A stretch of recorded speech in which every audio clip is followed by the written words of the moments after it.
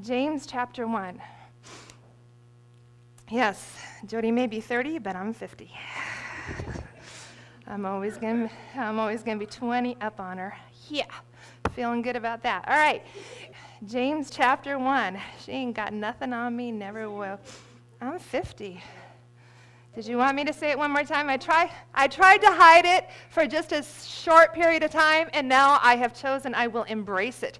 This 50-year-old skied on Friday. Thank you very much. I also biffed it on Holy Terror. Good Lord Almighty. Okay, we'll just keep going right there. This 50-year-old needs to work out just a little bit more than she is right now. All right, chapter 1, verse 2. Consider it wholly joyful, my brethren, whenever you are enveloped in or encounter trials of any sort or fall into various temptations. Be assured and understand that the trial and the proving of your faith bring out endurance and steadfastness and patience. But all right, this is for you. He's telling you right now, and I don't want to preach because I want to go through the whole chapter, and then I want to come back and highlight on things, but there's a couple things that I want to really emphasize in this. You know what? Bad things are going to happen. I was watching Harry Potter the other day. Alexis decided she wanted to relive the entire series, of Harry Potter. So she did Harry. Was that over Christmas break? I think it was. Anyway, and I didn't catch it all, but I caught the last one, and it was, Alexis, what is it? Deathly Hallows last one. Yes. Must have been the spirit of Harry Potter because Isaac Wheeler got a tattoo and Jen Lofton also read the Harry Potter series. So Harry must have something to say to the children of God. And anyway, it's just thrown in there. But in there, the last scene, Harry Potter is dead. All right, he's dead. It's done. It's over. Bad guys win, good guys lose. You either die or you join Satan. Basically, that's how it is. So they're carrying Harry Potter, the dead guy, and all the good guys are like, what are we going to do? Harry Potter's dead. We can't live without Harry Potter. And this geek comes on the scene. Neville, am I right? Neville comes on the scene looking like a walking zombie, He's half dead, half alive. He's like, and the guy who I'm going to call Satan, which is Lord Voldemort. That guy, the big bad guy, is like, oh, I was hoping for somebody better, but I got you, and I just, guess whatever, we'll just take you. And he comes up and is like, kind of like, well, before I go over to your side, do you think that maybe I can say something? And then the bad guy goes, yeah, go ahead and say something. So he sits there, he says, what does he say, John? I'm as bad as Pastor John. People die. I talked about this on Wednesday. People die every day. Every day people die. And he says, but the key is, and I'm not going to quote it because I don't meditate on Harry Potter. Alexis does, I don't. But the thing is, he says, people die every day. But don't let their death be in vain. Don't let their death be in vain. When Jesus died, I'm pretty sure it was like, okay, what are we going to do now? What are we going to do now? I mean, life is basically over, right? Jesus died on the cross. I saw him there. He got pierced. He bled. The whole thing. I saw him lay him in the tomb. I saw him, do all the shroud. I saw him do all that. He's dead. It's over. Let's go home. It's done. And this is what happens in our lives, is that bad things happen. Bad things happen. They don't go the way that we want them to. People die, a tragedy. We lose an investment. We don't get that promotion. Whatever it is, bad things happen, all right? They just happen. But you don't stop living. You don't stop going for the prize. You don't stop going for the goal. And it says, count it all joy when you encounter various trials and various temptations. Bad things are going to happen. And he's telling you straight up. He's not trying to hide it for you. He's not saying that everything is going to be perfect if you believe in me. He's going to say there is going to be some stuff that happens. It's going to happen, okay? But be assured and understand that this trial and proving of your faith will bring out endurance, steadfastness, and patience. And you have to remember that it's through faith and patience that you inherit the promises of God. So when you're going through this trial, when you're going through this temptation, when you're going through this heartache, whatever it is, you have to look ahead and say, through faith and patience, that I'm going to inherit the promises of God. When somebody has a goal, when somebody has a vision, when somebody can look down the road as to where they want to go and the thing that they want to accomplish, it brings energy and power for today. I have watched students go to school, and when they have absolutely no purpose for being there, you can't teach them a blasted thing, and you can cry and beg and all those things and manipulate and try and get them, and they could just care less. Because they don't know why they're there, they don't want to be there, there's no purpose for them being there. But when they start getting a vision, and they start looking down the road, and they think, you know what, if I do this and this and this, then I might be able to get to this, which is something that I really want to do. I mean, some people have a vision of being a doctor. Some people have a vision of being a school teacher. I mean, whatever it is. Some people have a vision of doing their own business. Whatever it is, but when you get a vision, then it brings energy, it brings that grace, it brings that power to live for today. And if you don't have the energy to get out of bed in the morning, and I'm there sometimes, but when you don't have the energy to get out of bed in the morning, part of the reason is because you've got no vision for your life. You've got no purpose. You've got no destiny. You're not seeing the fact that, yeah, this person died, and yeah, that didn't work out the way. But like Neville says, people die every day. I mean, people are going to die. That's just a part of life. We're going to have hard times. And some things are going to be easier, and some things are going to be harder.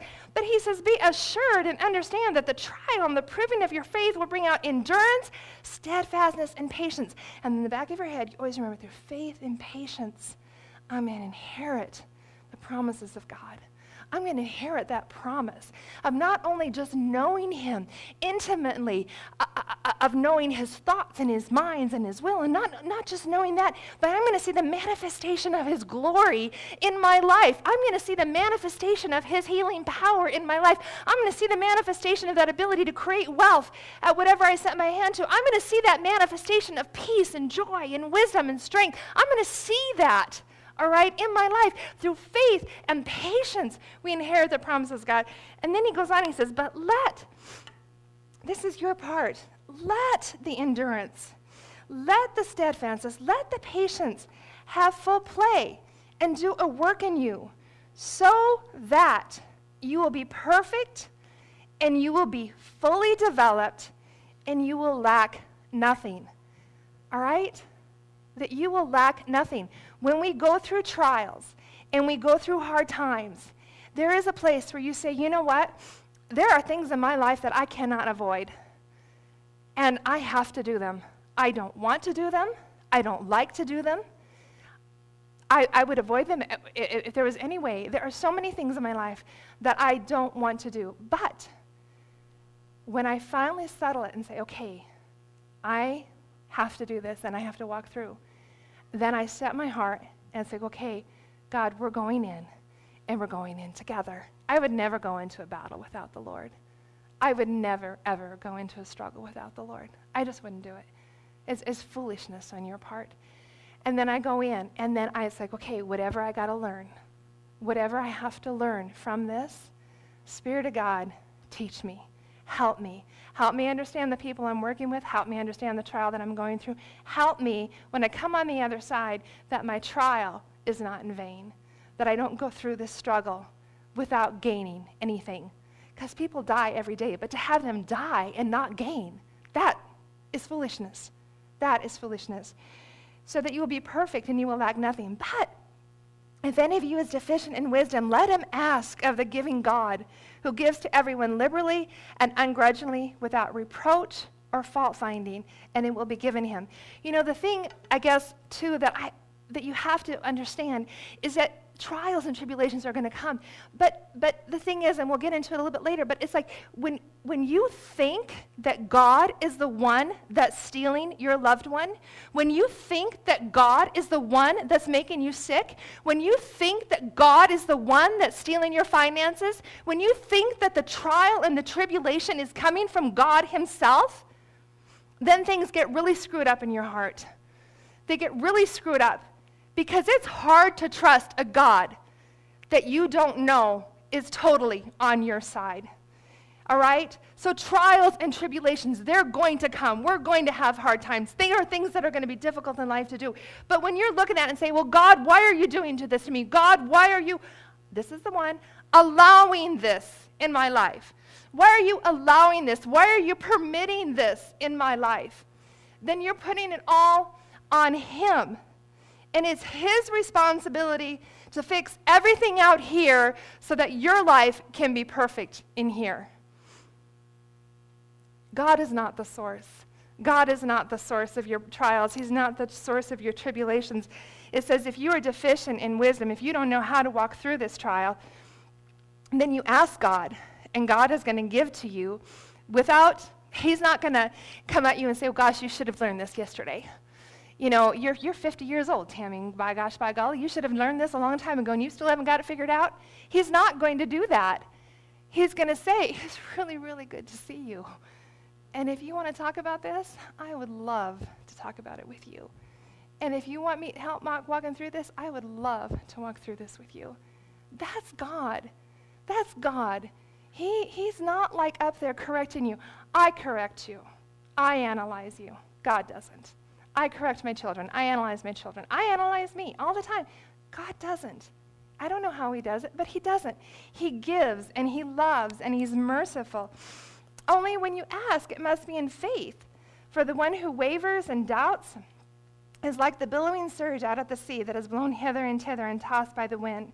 For truly let not such a person imagine that he will receive anything he asks from the Lord.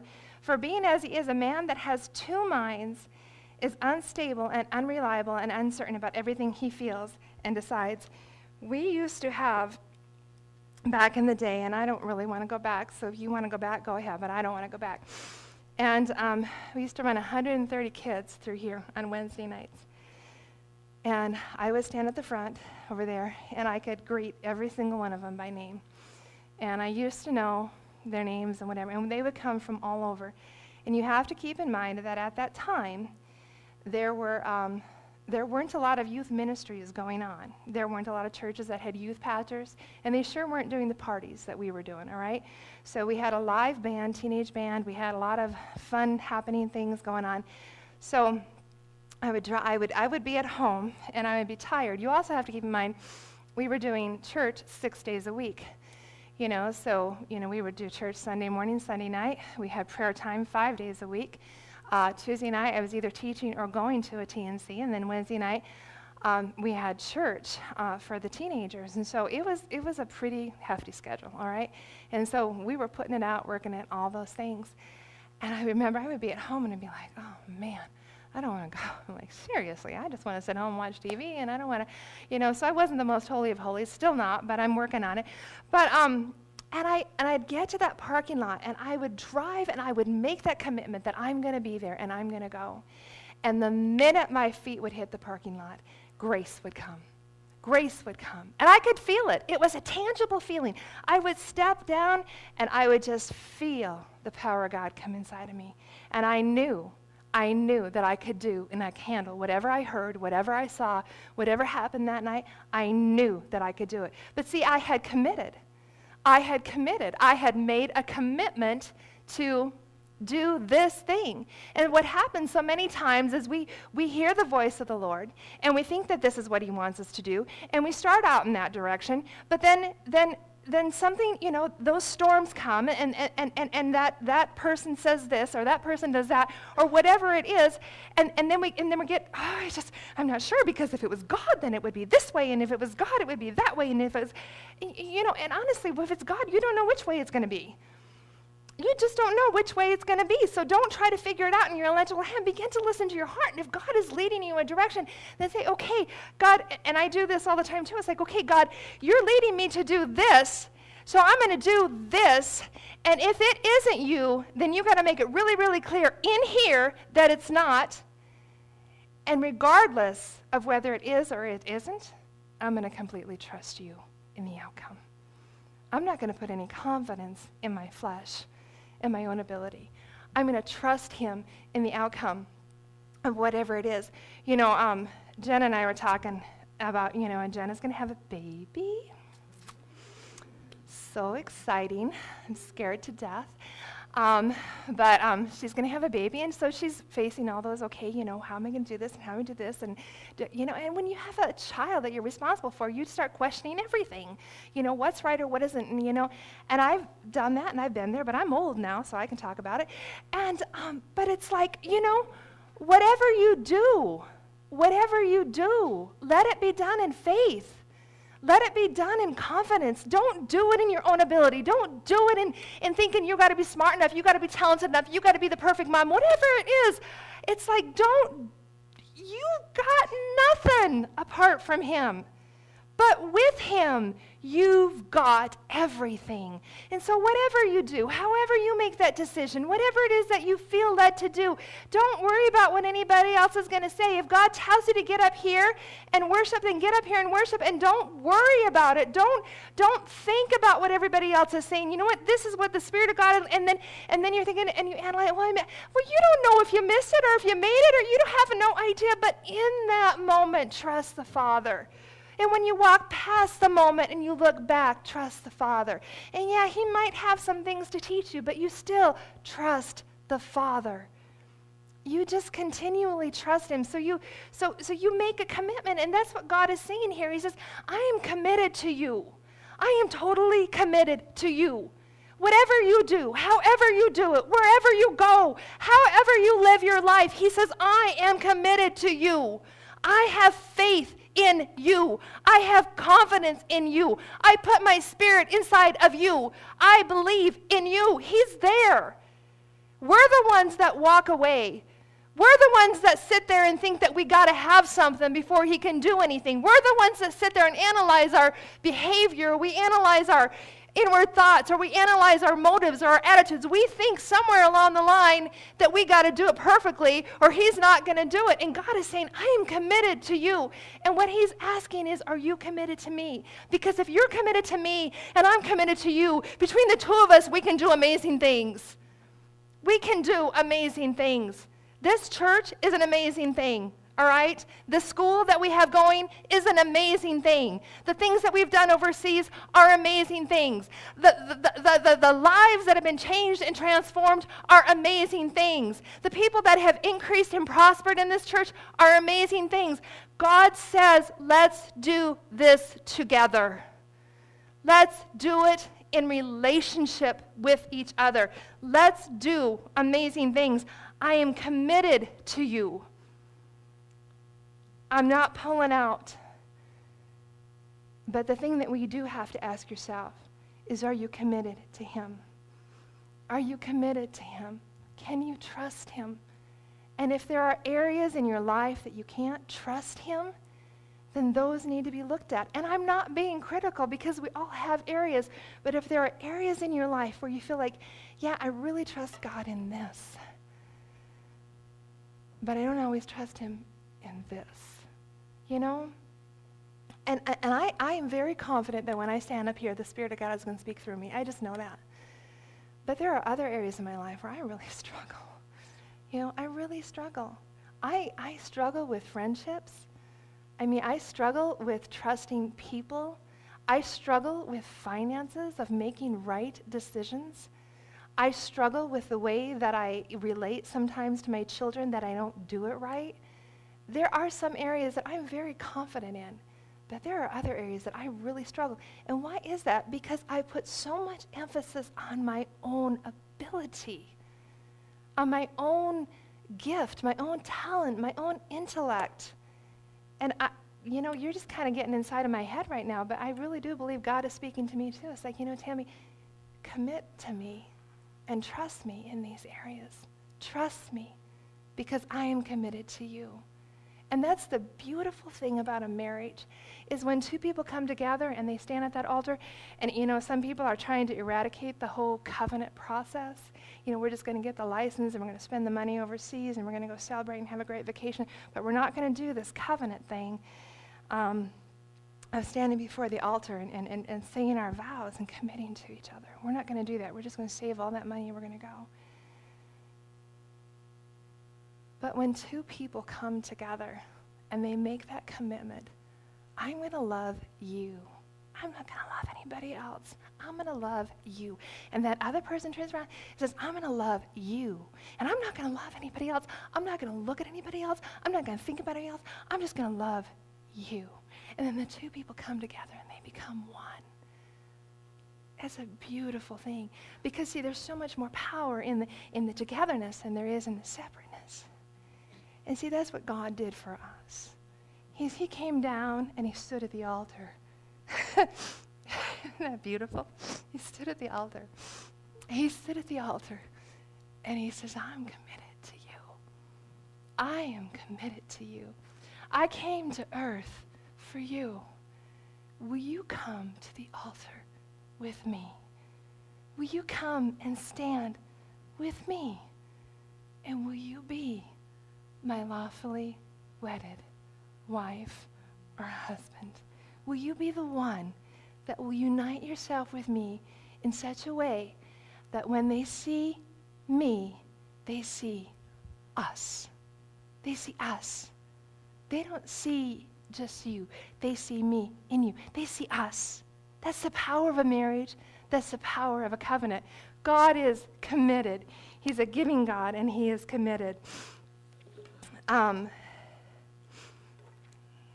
going to jump to verse 12. Blessed, happy to be envied is the man who is patient under trial and stands under temptation. For when he has stood the test and been approved, he will receive the victor's crown of life, which God has promised him. And this is the verse that I was referring to.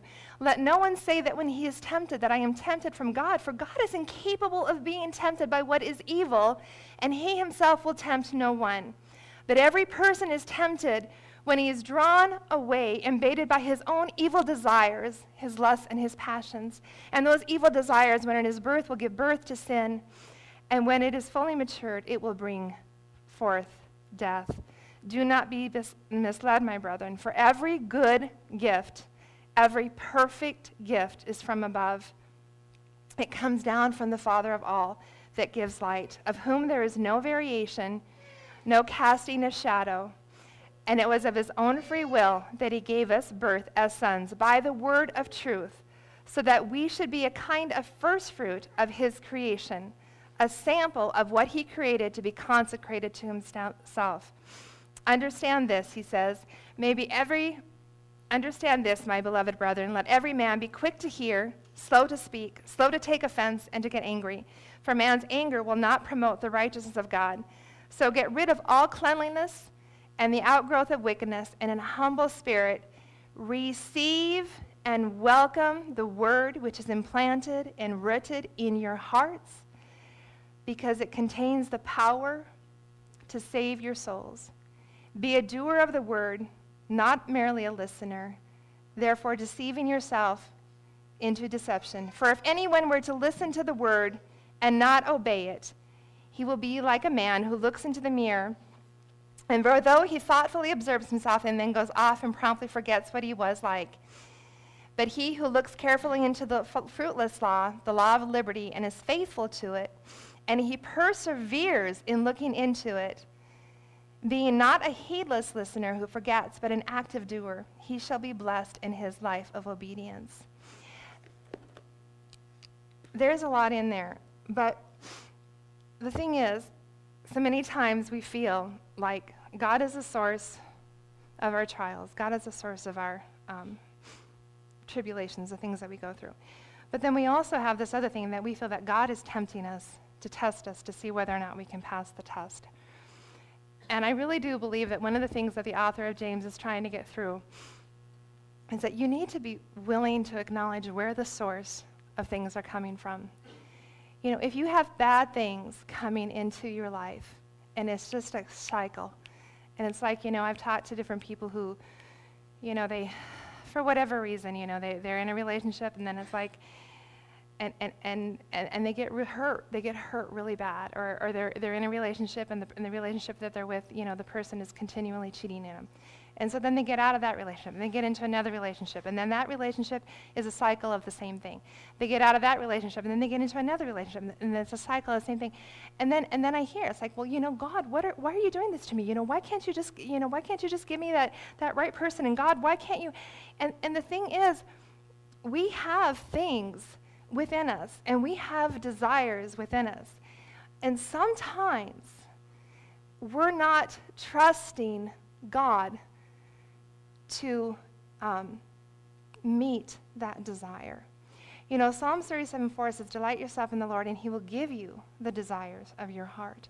He has promised that there are desires within your heart, and he has promised that he will give them.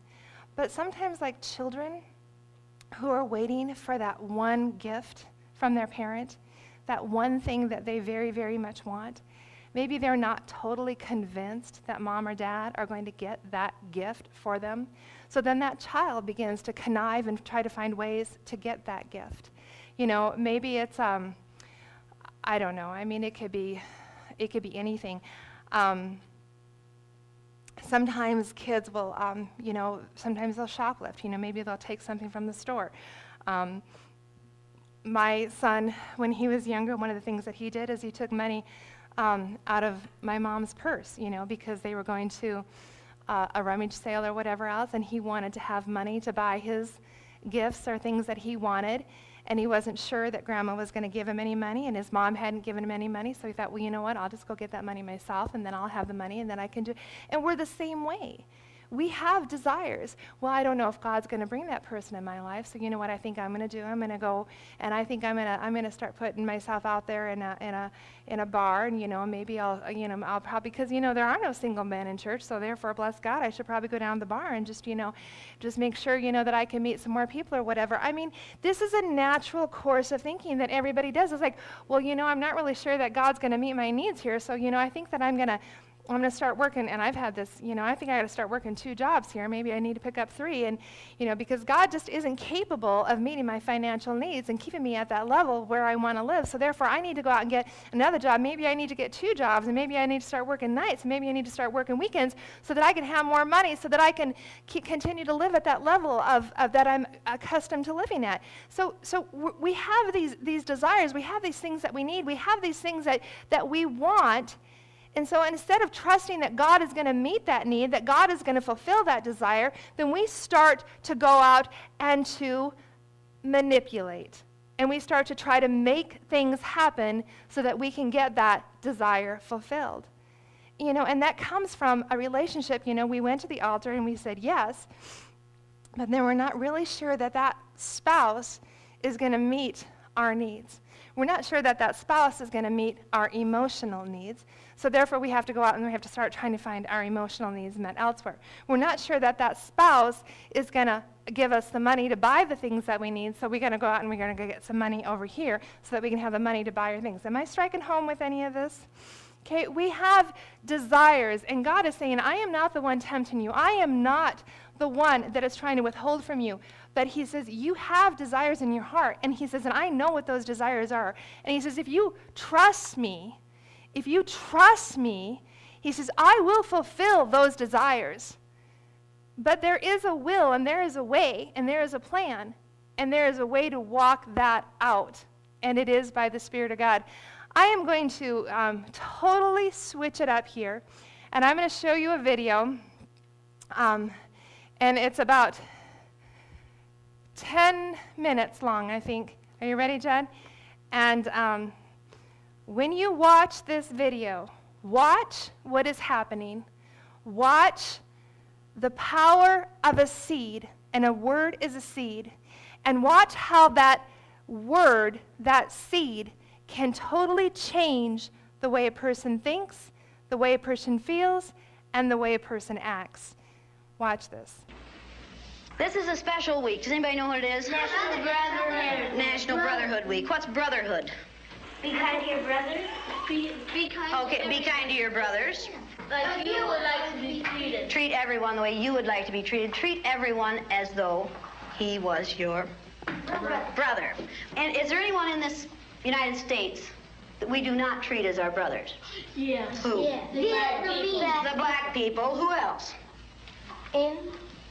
Absolutely, the Indians. And when many people see a black person or a yellow person or a red person, what do they think?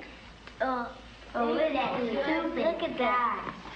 Dumb people. They look at the dumb people. What else do they think sometimes? What kinds of things do they say about black people? Oh, they're Negroes, niggers. In the city, many places in the United States, how are black people treated? How are Indians treated? How are people who are of a different color than we are treated?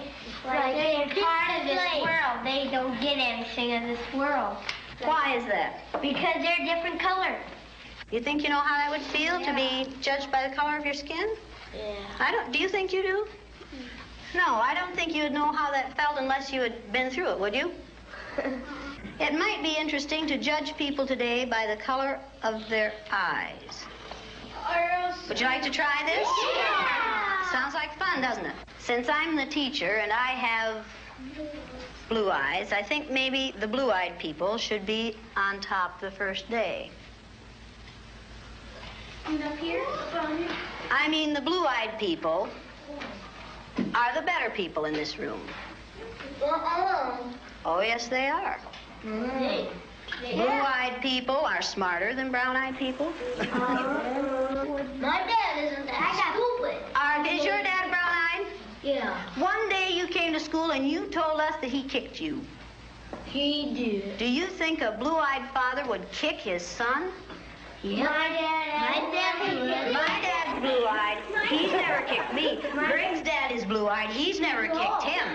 Rex's dad is blue-eyed. He's never kicked him. This is a fact.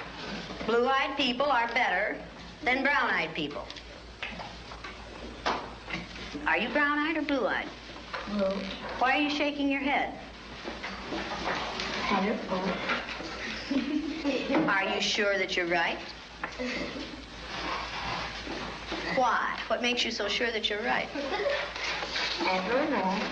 The blue-eyed people get 5 extra minutes of recess, while the brown-eyed people have to stay in. The brown-eyed people do not get to use the drinking fountain. You'll have to use the paper cups. You brown-eyed people are not to play with the blue-eyed people on the playground because you are not as good as blue-eyed people. Well, the brown-eyed people in this room today are going to wear collars so that we can tell from a distance what color your eyes are. On page 127. 127. Is everyone ready? Everyone but Laurie. Ready, Laurie? Brown-eyed. She's a brown-eyed. You'll begin to notice today that we spend a great deal of time waiting for brown-eyed people. The yardstick's gone. Well, okay. I don't see the yardstick, do you? It's probably over there. Hey, Miss Lane, you better keep that on your desk so if the brown-eyed people get out of hand. Oh, you think if the brown-eyed people get out of hand, that would be the thing to use? Who goes first to lunch? Blue-eyed. The blue-eyed people. No brown-eyed people go back for seconds. Blue-eyed people may go back for seconds. Brown-eyed people do not. Brown-eyed. Don't you know? They're not smart. Is that the only reason? They'll take too much. It might take too much. Okay, quietly.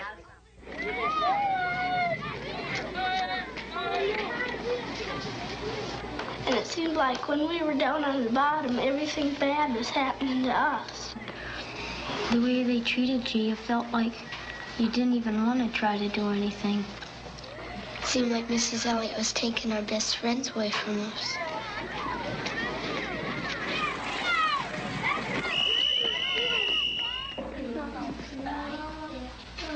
What happened at recess? Were 2 of you boys fighting? Yeah, Russell and John were.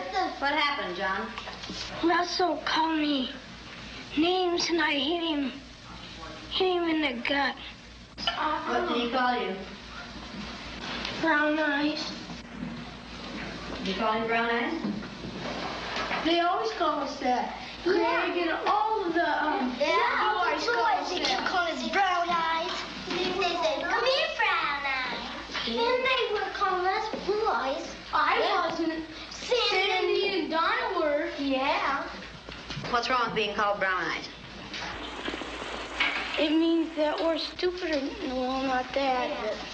Oh, that's just the same way as other people calling black people niggers. Yeah. Is that the reason you hit him, John? Did it help? Did it stop him? Did it make you feel better inside? Stop Russell. Make you feel better inside? Did it make you feel better to call him Brown Eyes? Why do you suppose you call him Brown Eyes? Right, because he has brown eyes. Is that the only reason? You didn't call him Brown Eyes yesterday, and he had brown eyes yesterday. Didn't he? Because we just started ever since you put those blue things on there. Yeah, tease them. Kind of tease them. Oh, is this teasing? No.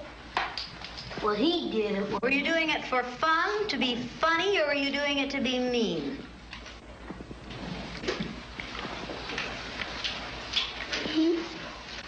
I don't know. Don't ask me. Did anyone laugh at you when you did it? I watched what had been marvelous, cooperative, wonderful, thoughtful children turn into nasty, vicious, discriminating little third graders in a space of 15 minutes. Yesterday, I told you that brown-eyed people aren't as good as blue-eyed people. That wasn't true. I lied to you yesterday. The truth is that brown-eyed people are better than blue-eyed people. Russell, where are your glasses? I forgot them. You forgot them. And what color are your eyes? Blue. Susan Ginder has brown eyes. She didn't forget her glasses. Yeah. Russell Ring has blue eyes, and what about his glasses? He forgot them. He forgot them. Yesterday we were visiting, and Greg said, "Boy, I like to hit my little sister as hard as I can. That's fun." What does that tell you about blue-eyed people? They're naughty. In fact, they fight a lot. The brown-eyed people may take off their collars, and each of you may put your collar on a blue-eyed person. The brown-eyed people get 5 extra minutes of recess. You blue-eyed people are not allowed to be on the playground equipment at any time. You blue-eyed people are not to play with the brown-eyed people. Brown-eyed people are better than blue-eyed people. They're smarter than blue-eyed people. And if you don't believe it, look at Brian. Do blue-eyed people know how to sit in a chair? Very sad. Very, very sad. Who can tell me what contraction should be in the first sentence? Go to the board and write it, John. Come on, let's do it again. Loosen up. Up, up, up. Come on. That's better. Now, do you know how to make a W? Okay, write the contraction for we are. Now, that's beautiful writing. Is that better? Yes. Brown-eyed people learn fast, don't they? Yeah. Boy, do brown-eyed people learn fast. Very good.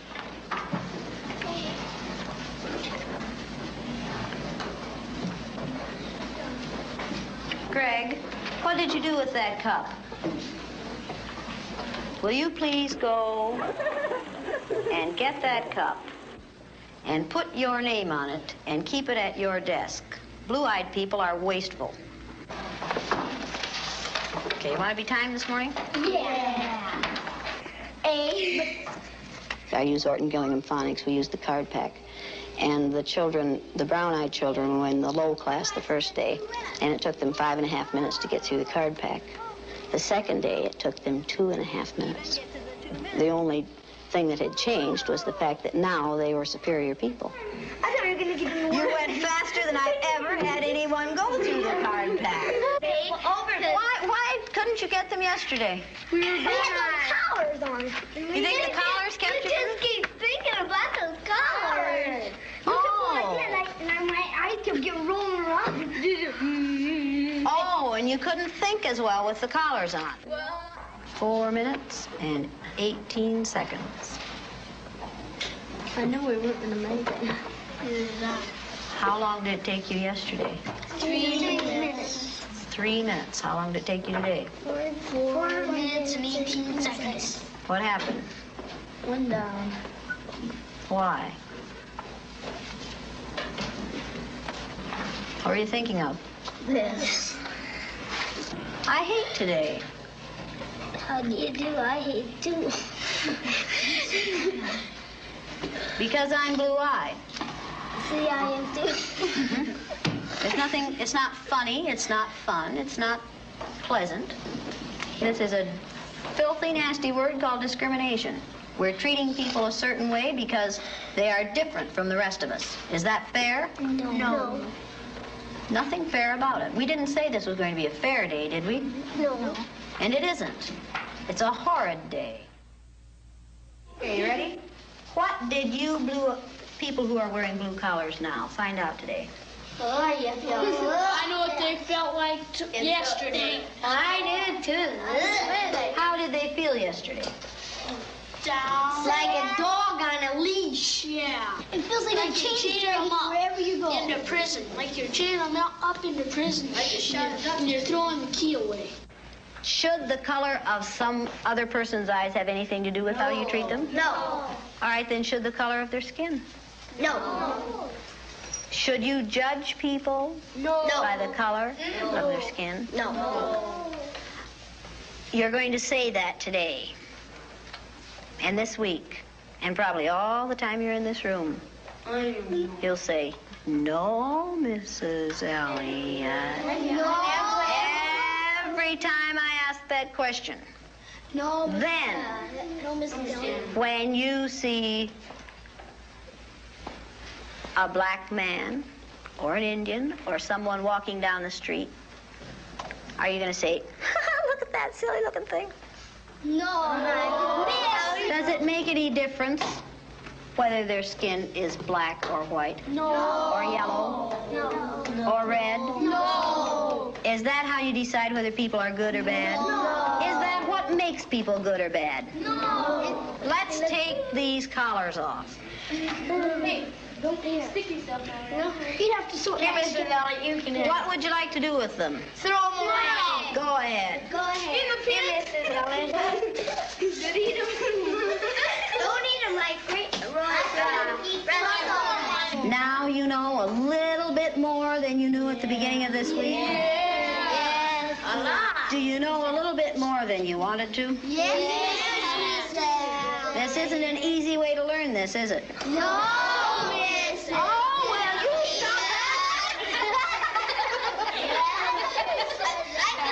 Okay, now let's all sit down here together. Blue eyes and brown eyes. Does it make any difference what color you are? No. Down, girl. Don't forget to see it again. Oh, you found your friend, huh? Now, did you get that? Okay, you ready to listen now? Okay, now are you back? Yes. That feel better? Yes. Does the color of eyes that you have make any difference in the kind of person you are? Mrs. Elliott. Does that feel like being home again, girls? Yes. Oh, well, you stop it.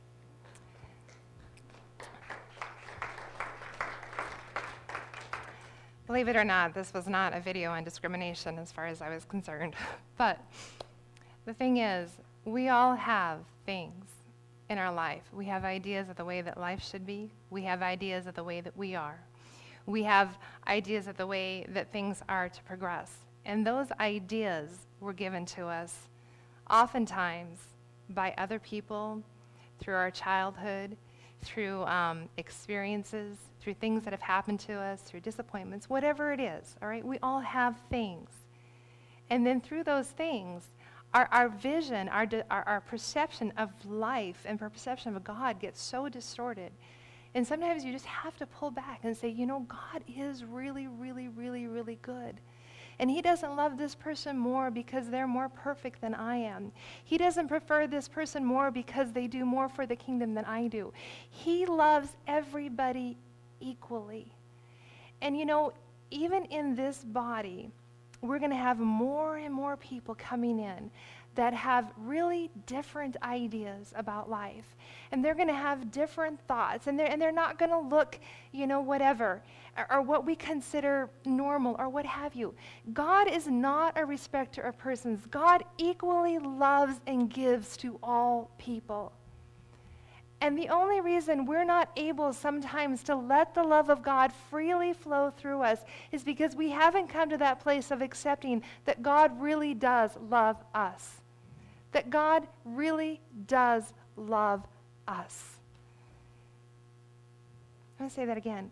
God really does love us.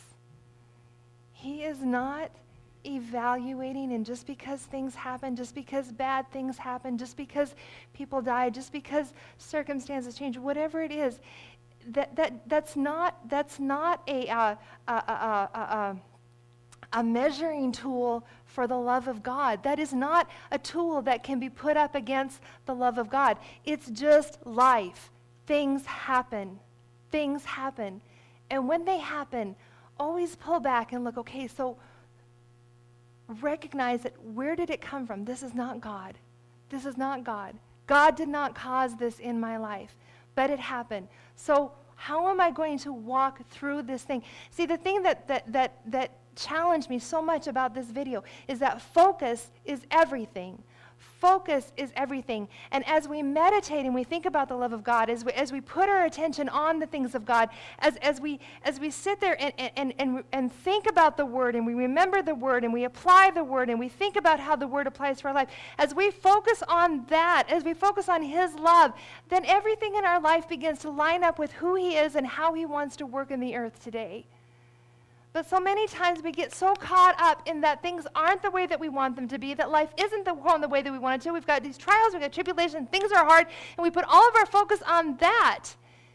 And we forget that we serve a loving and a giving God, a God that gives grace, a God that extends mercy, a God that corrects the mistakes, a God that causes all things to work together for good for those who love Him and are called according to His purpose. The God that can put the pieces together of the broken heart, the God that can restore, the God that can redeem the time, the God that can line up things that you never thought could be lined up. We serve that God. But just like with these kids, that person is that way. I mean, I've heard it. I've heard different things. Well, this person is that way because of it. I mean, I've heard different things as I've been growing up. And we begin to judge not only ourselves, but we begin to judge other people, and that's not our place. Take your focus on for your circumstances. Take your focus off of your life. Take your focus off of the things that you're going through, and put your focus on the God who came to the altar and committed Himself to you, and then ask yourself, have I committed to Him? Have I committed to Him? Because His love will empower you. His love will give you grace. His love will meet you. His love will give you wisdom. Did I communicate it all today? Sometimes I get sidetracked and I feel really bad, and I don't mean to. If you just bow your heads with me right now. Precious, precious Father, there are going to be trials. There are going to be temptations. There are going to be things in life that are not the way that we would like them to be, and quite honestly, they're not the way that you would like them to be. But it is life on the earth for now. As we live our days on this earth, Father, may we not be tossed to and fro by the circumstances and the trials, but may we lift our eyes. May we focus on the God who loves.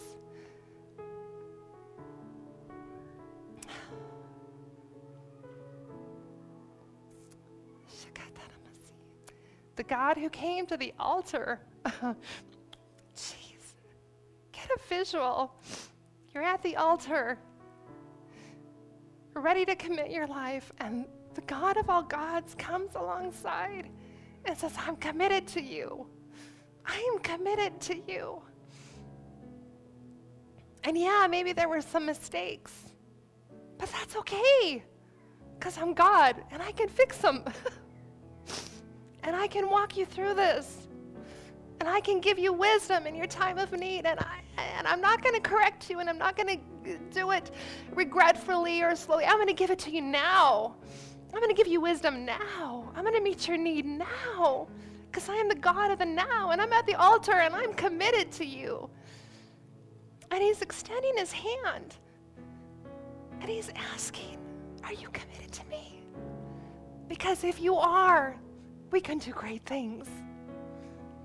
And if you walk away, I'm not going to love you less. I'll let you go. But you'll forgive him if he follows you, because he's going to follow you. He'll walk after you, and he'll wait until that time, until you're ready. Because of all things, God is most patient, and he is most loving. But I encourage you, with everything inside of me, come to the altar today and meet him in your heart and take his hand and allow yourself to become one with the living God. Let his Spirit fill you and mold you and conform you into his likeness and his character. And when you look in the mirror, you're going to see